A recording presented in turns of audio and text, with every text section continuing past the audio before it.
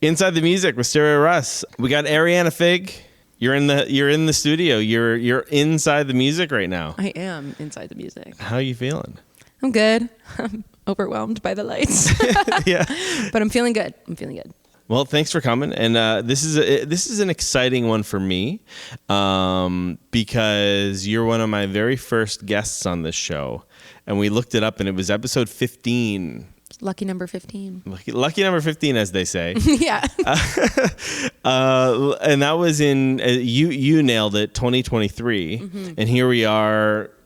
2 years later. End of 2025. Yeah, actually almost like two exact calendar years later. Yeah. Wow. And, you know, when I see what you've been doing with your career and everything, for those that don't know, singer, songwriter, musician, violin player here in Hamilton. Yeah. Is that accurate? Yeah. We could throw producer in there sometimes when I feel like it. Label owner? Yeah, technically. I don't really know what that means, but I am. I made a LinkedIn page, so it's official. So you're official. It's all official. Like nobody can steal that from me now. Yeah, we'll hop into that in a little bit. But okay. First up, before we hop into things, thanks for coming back. Thank you for having me. You've been a supporter of the show over the years, and your support and your energy and your feedback has been much appreciated. And so I just want to say thanks before we hop into things. Oh, thank you. Yeah, big fan of the show. You've had lots of guests on that I love watching. I love that you've started doing the YouTube videos too, because like that's my preferred method of podcast. So I love watching it too. Yeah, and that's kind of what the whole thing is about. Is it's about evolution. It's about evolving and trying to refine your work, right? Mm-hmm. And for you, I feel like sitting with you today, I'm sitting with like the next evolution of a Pokemon. Do you know what I mean? That's so crazy. Which Pokemon? Well, I don't know. Whichever one you want. I don't know. I don't know Pokemon very well. You don't. I don't. But I like the idea of what you just said. You get what I'm saying? Like there was like Charizard, and then whatever the next. I actually don't know. I was hoping you would know something about Pokemon. I don't know anything about Pokemon. Yeah, but yeah. So you've done so much. Like when you came on, you had Cherry Coke. But since then, you've had so many songs come out. You've had accolades. You've been successful. We were talking like you're on Edge 102. You Factor. Like you name it, you've done it. And so before I spill all the beans. Why don't you tell everyone kind of where you're at, what's going on these days? I'm working on my debut album, so that's very exciting. I do want to rip my hair out half the time when I say that statement out loud because it's like daunting to say the least, but I want to say I'm probably like at this point 80% done. So my goal is to release it in the spring of 2026. Okay. Really going to hold myself to that. I've been working on the album for like the last 2 years of my life, which is really crazy to say that. And I've taken a step back from shows for the last couple months just for my brain and and you know how it is. And for me to be able to focus on like actually figuring out what sound I want to go into. Because I think you asked me before, like, the first time we did this, like, what would you classify yourself as? Which, like, every artist gets asked that, and I feel like every artist says, like, I don't know. So it's easier now for me to say, like, I know what I'm not, and then lean into that. What are you not? Definitely not a heavy metal artist. Definitely not a rapper. Yeah. And those two are for sure. And everything else is on the table. Yeah, everything else, maybe one day. Like, yeah, no, I really am appreciating your evolution again of your songwriting, of your production. This is like the easiest, obvious thing, but like I definitely hear like Taylor Swift energy. Thank you. And that kind of like singer songwriter start, but then evolved into like pop production sensibility. Is that accurate? Yeah, if you want it to be. Like, whatever you take my music as sounds great to me. Like, I don't even care what people interpret it as. If I get compared to Taylor Swift or somebody else, like, I don't care. Like, I love just that anyone's listening. So, but obviously, like, getting compared to the biggest pop star in the world is like a huge compliment. So thank you. This album that you're coming out with, I want to know, people are releasing singles, they release EPs, so why album?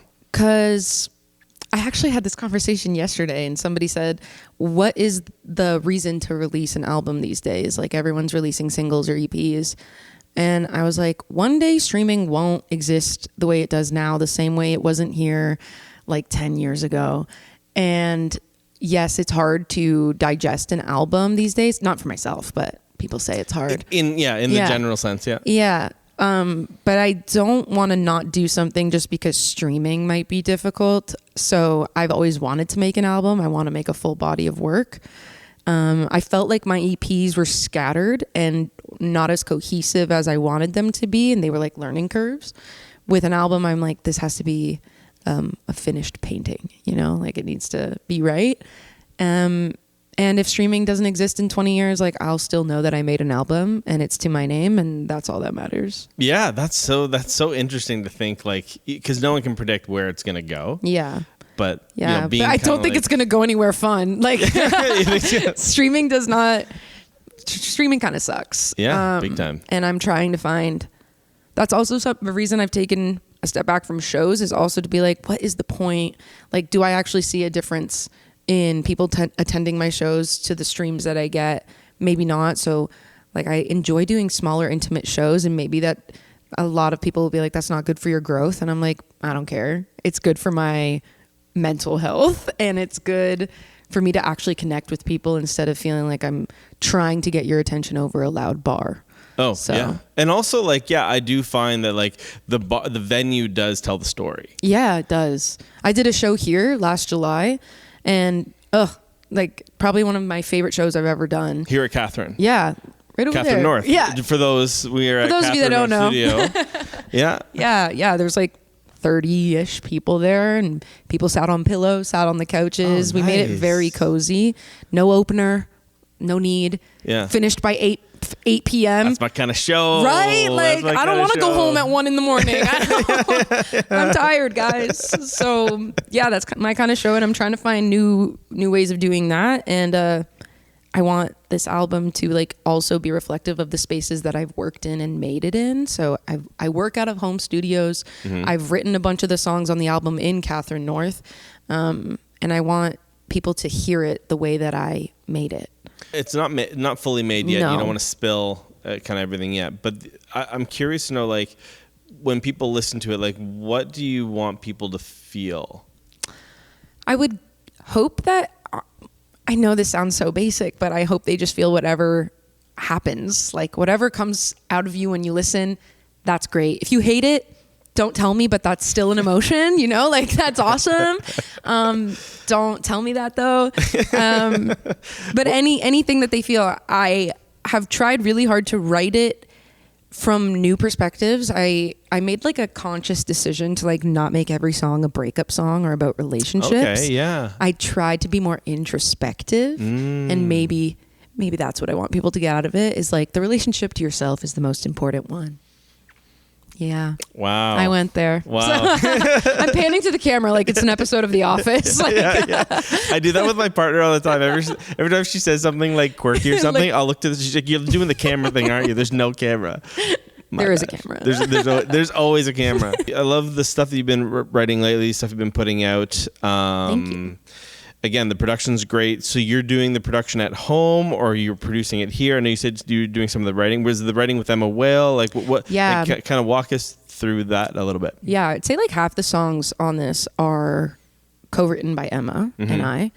And then the songs I haven't. Emma, for those that don't know, Emma works. Let's plug here. Emma. Yeah. Emma Whale. Producer. Singer-songwriter. Engineer. Friend. Yeah. Catherine North Studios. Catherine North Studios. Yeah. Emma's great. I honestly am very picky with my co-writes. Anyone that's ever asked me and I ghosted you, I'm sorry. But I just am picky with it, if it's for my own project at the very least. And Emma and I have, like, a really good writing chemistry, and I feel like I definitely bombarded her with the amount of songs I wanted to co-write, but she was always down. And she was really great to work with. And writing in here is, I haven't actually gotten the chance to record anything in Catherine North yet. Maybe I will for my next album. But writing in here is also, like, a great experience. We always did it at night, and, like, we did it fall winter time, so it's just dark and like the stained glass windows with the street lights. It's awesome. Candelabras everywhere. Cup of tea, it's awesome. Yeah. So that also made the writing process less daunting to me as well. And then the production, I work with my producer Sarah McDougall still out of her home studio in London, Ontario, and just so you guys know, there is another London. Just in case you're confused. I don't fly back and forth. Yeah. We work out of her home studio in London, or I work out of my own home studio and like send her stuff back and forth. So kind of how I've always been doing it. Yeah. But again, like it's funny how like we're doing that, but I'm sure it's like evolved. So I'm curious to know about your home studio setup for those who this is like inside baseball, is it inside the music, right? Like, has it evolved? Is it the same as it's always been, or like it's real basic. Good. And Good. That's, like I don't even have monitors. I mean, monitors are not okay. Because I do live with my family. Are these speakers here, by the way, yes, to listen back. And my family won't let me play it out loud, so I listen on headphones. Sure. Yeah, and like that's a real thing. If you live in an apartment, you can't be doing that. No. So it's taught me patience for sure. But the setup is quite literally like an Audio Technica mic, an interface, my MacBook, and my instruments.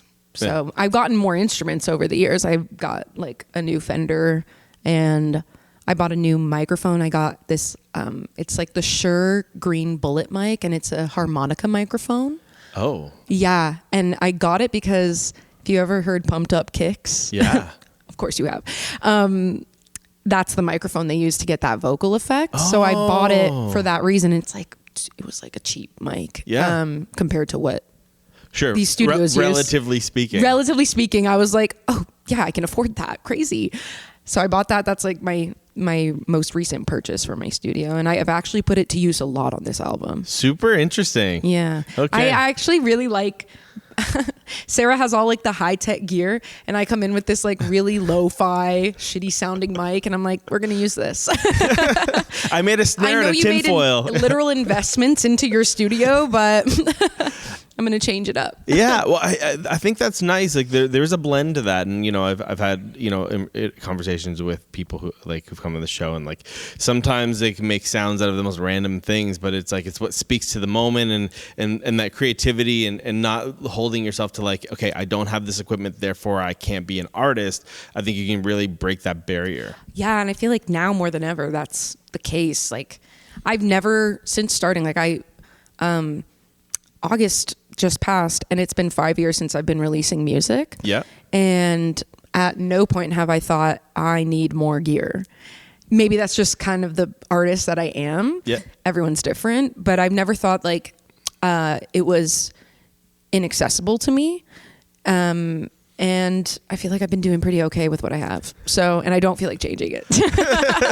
I really don't. I like staying in my comfort zone in that aspect. If you want to find Ariana on the internet, where can people find you? At Ariana Fig _ because someone took it. On Instagram and TikTok, and I have a YouTube channel which is just Ariana Fig Music. I don't have Facebook. I've never had it, and I never will, and I will go my whole life without a Facebook account. So yeah, those are the three: TikTok, Instagram, YouTube. I don't want to wait, sitting in the pocket, waiting for a dream, and then I'll knock it out of my hands. My lyrics. I was like, what are you saying? Roll into the deep end. Great track. Thank you. Thank you very much. Yeah. I released that, July of this year? Yeah. Tell us about it. I love that song. And I really hope there doesn't come a day where I look back at it and I'm like, cringe. Like, I love that song, and I hope that lasts for a while. But I wrote it as a part of Shaky Knees Club, songwriting circle in Hamilton club, I guess. And basically we got together once a month for 3 months, brought a new song each time, and then we have a performance. There's about 8 of us, and there's different cohorts. And Deep End was one that I wrote and brought it to the group, and everyone was like, this is sick. And I was like, really? I wrote it on Halloween of 2023. And it's because I was so, I was experiencing such writer's block that I listened to Mambo No. 5 on repeat for like a week. Like, I'm not kidding. I was like, I need something. So Lou Bega gave me whatever I needed. And then I wrote it in one go. I didn't like do it in sections. I was like, okay, 20 minutes. That's it. Like, set a timer. And then Deep End came out. And then I just like never edited it. Like, it just stayed the way that it was. And then I played it live for like a year and a half with no intention of ever recording it because of the backstory. I was like, yeah, I wrote because of the Lou Vega. Yeah, I was like, Mambo No. 5. Guys, doesn't this sound just like Mambo No. 5? And nobody understood the joke, but I did. Do you really think it sounds like Mambo No. 5? No, I don't. No, not at all. But because I know that that's why I wrote it, it's just so ingrained. It's a part of the story. It's so for ingrained. you. And then the entire promo, when I was releasing it, like, that's all I said, and everyone was DMing me like, what are you talking about? And I go, you'll just wait. And then the song drops, they're like, still don't get it. And I go, that's okay. But yeah. Oh my God. Yeah, I was playing it for a year and a half at shows, and everyone was like, you got to release this. And I was like, really? Because sometimes the songs that you thought were just silly end up being the ones that people really like. Yeah. So yeah, that one, I definitely feel like I experimented a lot with my vocal production on that one. I got this guy from Austin, Texas named Jeffrey Stevenson, who I found on TikTok, and he did the saxophone in that song. I was gonna ask, that's some so gorgeous crazy. saxophone He's on it. Whoa, unreal. And the reason I reached out to him was because he does a bunch of covers and like adds his take to a bunch of pop songs. And you just DM'd So him. I was like, I know that you're capable of just like listening to this and doing whatever. And then he gave us one single version. I was like, perfect. Thank you very much. He has like the tastiest pauses. Yeah. And just where you think he's going somewhere, he like. Yeah, no, he's awesome. Wow. I feel like that, like once we added the saxophone, I was like, the song is done. Song's done. Yeah, the song is done. So cool. Thank cool. you. And I love the vocals in the bridge. I mean, the vocals are great around, but you know what I'm talking about. The bridge part. Yeah, that's my favorite thing ever. I've got to know. Maybe don't spill the whole recipe, but I'm curious to know. I honestly couldn't even. Yeah. I couldn't even if I wanted to. But so there's a song, Eventually Darling by Declan McKenna. And in the bridge of that song, he does like a really cool vocoder thing. And I said, I want to emulate that. But we didn't use a vocoder. We just tried to do a bunch of vocal synths. And at some point, Sarah was just going through a bunch of different plugins, and like they all started playing at once. And she was like, this sound, but I was like, wait, that actually sounds really good. Like, freeze it. And then that's what stayed. So cool. Yeah. So definitely experimentation. Happy accident. We now have it as a preset in case I'm ever like, I want this on something else. But yeah, very happy accident. And it's like, if I ever release the acapella version, like the bridge is so sick to me. Like I love it. Every time she gave me new mixes, I was like skipping to the bridge because it's my favorite part. It's so cool. And for me, like I'm all about the bridge. Like, where's this song gonna take me and how are we gonna get? And for me, like that bridge, like that hits. Thank you. It hits. Oh, thank you. Yeah, especially with like singer-songwriter. Like I'll classify it again as like singer-songwriter because like for me growing up in like, you know, rock and indie rock, like the bridge is usually a guitar thing or a breakdown. But like with you, it's like it's a vocal thing, which if you didn't put all the vocoder or effects on it, it would be effectively like another verse, kind of like a key changer. But like that adds, if people don't know what we're talking about, go listen to Deep End. Go stream Deep End right now. Go stream it. Wait. Actually, watch the music video. Watch the music video. Watch the music for sure. Because, like that, it's such a great example of great production to elevate a song through the bridge. And then, so the music video for Deep End is pretty ridiculous. Let's talk about it. Yeah, let's talk about it. Let's unpack that. Yeah. Okay. Yeah, I've been diving into my music video journey this year. Oh, good pun. Oh, no, I didn't. I was like, what? I've been diving into it. I didn't even catch that. Thank you. No, you're there. Yeah, I'm in the pocket. Yeah, been doing like a bunch of music videos this year, just trying to explore another side of what this album feels like for me. And I'm a very visual artist. I have no like artistic ability in my hands, but it's all in my head. So I music videos are a really good way for me to translate that. And Deep End, because there was when someone says like, what is this song about? I really can't tell you. Like, it's just fun. That's the whole purpose. That's why I wrote it. And that's what I wanted the music video to be. So yeah, like there's a point where I'm with horses and you're like, you'd think it'd be a country song, but it's not at all. Yeah. And then I like fall into a pool, which makes sense because it's deep end. Deep end, okay. I'm with it. Like, it's just a silly video. And then there's a point where I'm like in a kiddie pool filled with jeans. And that's because I was like, I really want to be sitting in the pocket, you know, like actually sitting in the pocket. And nobody would pick up on that but me. But I did get like 50 pairs of jeans to put in this kiddie pool. And there's a lot of dedication on the team for that. So you mentioned the word team, and that actually like brings me kind of where I want to go next is like really the stuff that you're doing, and I'll speak from my own perspective, is like you do this podcast and you want to build it, and you just realize you get to a point, especially as an artist, where like you can only do so much. Oh yeah. On your own. Yeah. And so I want to know, I might be jumping too far ahead here, but the question is like basically, you know, what makes a good team? How'd you build your team?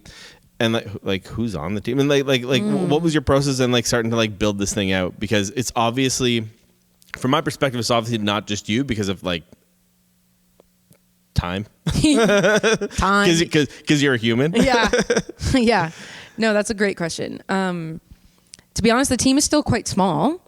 And that's just based off of like who I'm comfortable with and who's comfortable with me giving like critiques and vice versa. So my director, her name's Jamie Bowman, and I met her once again through Shaky Knees. She was the photographer for the Shaky Knees shows. And Jamie is still like getting into directing music videos. So I feel like she did maybe 1 or 2 before me, and then we've done 3 together now. So it's a learning curve for me because I've never made them, and it's a learning curve for her because she never worked with me. And she was so good about just like listening to what I actually wanted. At no point was I ever like, did this turn into her project? Like, it's still my project, which is very important to me. Yeah, that's a good point. Yeah. And she's like, this is your thing. And I said to her, like, after we finished Deep End, I was like, you've made me feel like I'm a real artist now. And that's very true. So Jamie's pretty much like the newest person to the team. Other than that, Steph Montani, I've worked with, how long has it been? Probably 4 years now. Steph is a photographer in Hamilton. She is wickedly talented. It's also her wedding day today. Shout out. Hey! Happy wedding. Happy wedding. This is getting released months after. Later. But just today, know that I know today you're getting married, and I wish you both the best. If I'm not mistaken, I think Andrew, who follows Lost Faculty, he like shouted her out as like a huge inspiration. Yes, she's just so cool. Also, part of my team is, especially with the visual part, I like only having women on set, if I can. And that's just a comfortability thing. Mm-hmm. Men tend to ruin things. So I just, I'm very conscious of having women on set, and I mean, they're there. Like, why not? If I took a look at any of the men doing what I'm doing in this town, like, they're not adding women to their set. I feel like it's my job to, in a way. Yeah. Yeah. So Steph is also on the team. She's been my photographer for a very long time. She's the reason that all my photos and cover art look the way they do, and just, she always hits it on the nail. I send her like one really terrible Pinterest board of like what I want, and then she's like, okay, and then she like understands through the terribleness of that board like what I actually want. So yeah, we just like built a relationship over time, and she gets it. So that's the team for the visuals. And I do appreciate what you're saying about like having women in the space, because especially like, for this show, not to, I don't know if I'll keep this, I might edit this out, but I might just say, okay. It's like, I do really want to make sure that I'm representing. Like, if I just stick to like whoever reaches out and whoever I'm comfortable with in a way, like, I'll get like no women on the show. But not comfortable. That's not the right word. No, I know what you mean. And I also feel like that's a disservice to the community that you're trying to represent, right? Right. So we're talking like, you're factor funded. And for those who may not be Canadian, that's like a I couldn't even tell you what factor stands for, but it is. Oh, is it an abbreviation for something? It is. And I won't lie to you, I haven't actually received one in 3 years. Oh, okay. Oh, that was a while ago. Okay. It was a while ago. And grants are harder and harder to come by these days. There's more people applying, as they should. Yeah. And there's less money. So, that's also why this album's taking a really long time. Yeah. Because it costs money to make music, in case no one knew that. Yeah. A lot of people don't know that. When Yeah. I talk to my friends What do and they they're think? like, why is it taking so long? I go, do you have X amount of money for me to do what I actually want to do? And they're like, no. So it's like, well, you guys are going on your trips. And like, I think about that a lot of like the sacrifices independent artists have to make of, okay, if you really want what you want, there other things can't happen for you this year or the next 3 years. And I'm curious about that, about like, you know, you're starting to do this label. Yeah. Yeah. Which I know is probably in its infancy, so it'd be kind of hard to like, you know, Yeah. really expand on it. But I'm curious, like, is it that you want to get more into the business side of things? Is it more for legitimacy? Like what? I would love to actually see where that goes. Right now, my label is called Fig Tree Records. My full last name is Figurito, which means fig tree. So I've just kind of slapped that on everything. And yeah, it's just me on the label right now. But I would love to see in the future, like, distribution happen with other artists or marketing for other artists as well. Like, I just want to see where it can go. But I made it because you have to pick something when you release music. And so I picked that. And now I own that. Like, it's copyrighted, it's mine. So nobody can have it. I did actually research, like, has this existed before? And somewhere in Tennessee, there was Fig Tree Records, but it was like a Christian rock label. Oh, no. And it lasted 3 years. Okay. Yeah. So I won't be doing that. Is there any kind of mentor that you're working with? Are you kind of just like, are you just trying to like figure it out? Yeah. Sarah has been my mentor since 2022, 2021. And like, that hasn't changed. I only ever have good things to say about Sarah. I can hit her up whenever and be like, how does this work? Or what grant should I apply to? What festivals would accept me? Like those types of questions that come with experience, like she has. She's a legend. She is a legend. And I go to her a lot. And sometimes I'm like, am I annoying you? But she's like, no, she's always said to me, like, if I had someone to tell me these things when I was your age, like, so, and then I hope I can do that for somebody else in the next 10 years or whatever. Because not right now. I don't come to me asking for advice. I don't know. I don't know how to help you. But yeah, Sarah's always been my mentor. But then like Shaky Knees, I won't lie, has been maybe not so much a mentorship, but it's a really great community of musicians and artists that I can go to and like ask for their opinions. Not even just about the logistics of making music, but like, how do you get out of a slump? Like when you feel like you can't write anymore, or like, I can't listen to my own voice anymore. Like, what do I do? Can you guys please listen to this mix and tell me what you think? And that is really important. I can't say that I had that before Shaky Knees. And I like really value all the friends that I've made through there. And knowing you're not alone. I guess I really didn't know that everyone felt this way beforehand. I have friends that are musicians, and we talk about that stuff, but they're also just like my friends, period. So it's hard to decipher. But when you know, like, you met someone because you have this like creative bond and you can talk about those things with them, it's a very welcoming space and really, really helpful when you're making a huge project that feels like a burden sometimes. We got Ariana Fig. We're here in Catherine North Studio, the one and only, the beautiful, spacious, creative space that is Catherine North. And you said that you did write a lot of this album, this upcoming album here. Yes. And I have to know, I don't think we've said it yet, is there a name for this album yet? Yes. Can we hear what the name of the album is? It's So Long Sinner State. There's a comma in there and an exclamation mark, but you'll see when it's done. But yeah, it's called So Long Sinner State. That's going to be the title track. Okay. Wrote like half that song, had it sitting in my notes app for like 6 months, brought it to Emma Whale being like, this is too good for me to let go of, but like, I don't know where to take it. And once we finished writing that song, I fully understood what the rest of the album was going to be about. And like I said, like, I'm trying to write more from an introspective lens rather than somebody did something to me or this happened to me. It's like, how do I feel about what's going on around me anyways? Like, one of my singles that I released this year was I Said My Thanks to Jesus, which is like a very personal, intimate song about my relationship towards religion.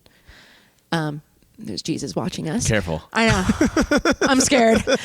And no, I'm not. that's the end of the show. That's everybody. why I said my thanks. So, no, we're good. And like, I filmed a music video in a church for it, and I was like, with the candles and stuff, right? Candles, and I was like, that was well filmed. Thank you. Yeah, and I was very conscious of like not doing something sacrilegious the whole time. Right, and lighting yourself on fire. Those are like actually we had like an intern like on standby with a fire hydrant, so just in case. Very conscious of that with my hair by the candles. But yeah, like that song was very much like about me, and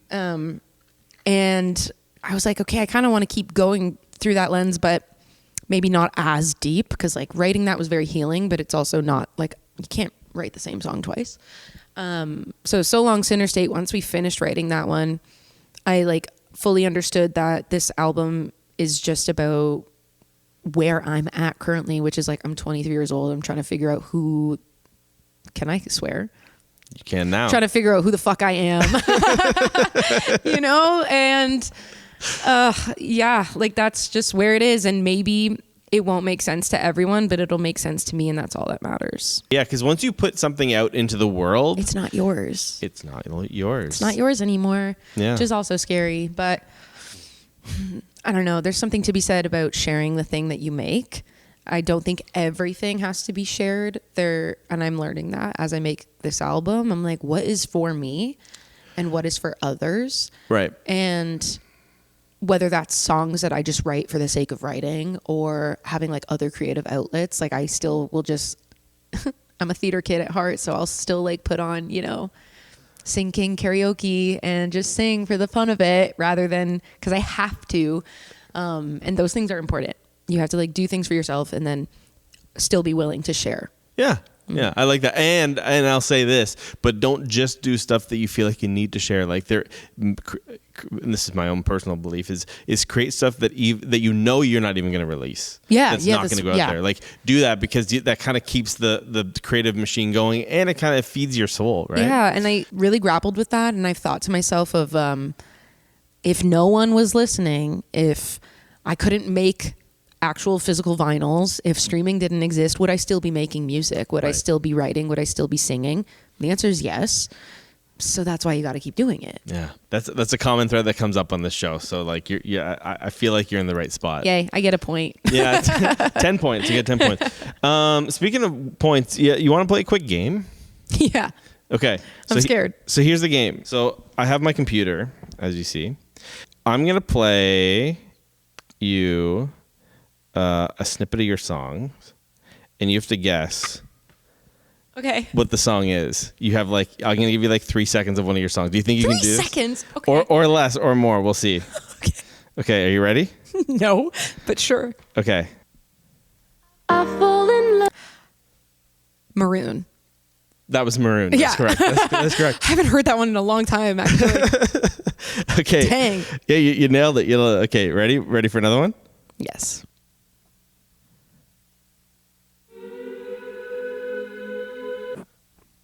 I didn't even hear anything. Deep End? No. What? What was it? Okay. Running Man. Yes. You got that in 5 seconds. Dang. I love Running Man. That's so sad. It's a slow builder. Yeah, it's quiet in the beginning, guys. I can't hear it. Okay, ready? Yes. Wasn't prepared. Punchline. Nailed it. Do I get a prize if I... Yeah. The prize is being on the show, guys. The prize? No, you've already won. Ready? Yes. Okay.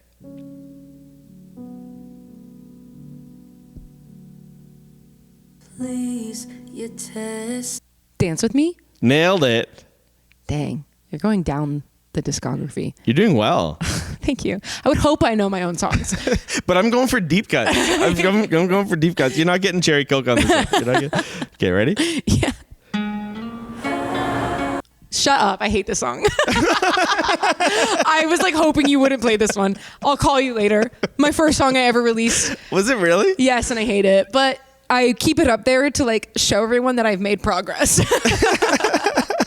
But I really hate that song. Oh God! Thank you for memory lane. Why do you? Okay, can I ask why you hate that song? Yeah, you could ask because it sucks. Because to be honest, I started releasing music during COVID, and I had no clue what that actually meant to like release music and work on it. And like, I didn't know what mixing and mastering was. It's mixed and mastered, but like by strangers on the internet. Right. And I didn't know that it shouldn't sound that way. Oh, okay. I also didn't have like any sort of vision or thing to say. I just was like, I'm a really good singer. Like, I was like, hey, everyone, listen to this. And everyone should listen to this. And then it actually took me only like 2 months to listen back and be like, this is awful. Oh, that's a short shelf life.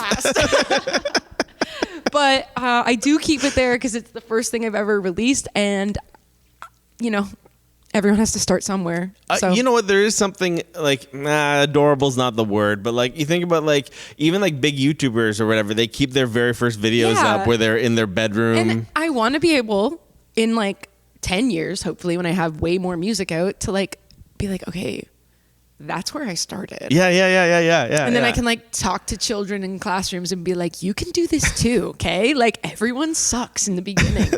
No one knows what they're doing in anything, not just music. Like you just have to start somewhere. But man, you had chops. Yeah, exactly. If I was confident in anything, it was that I could sing. Okay, that's never going away.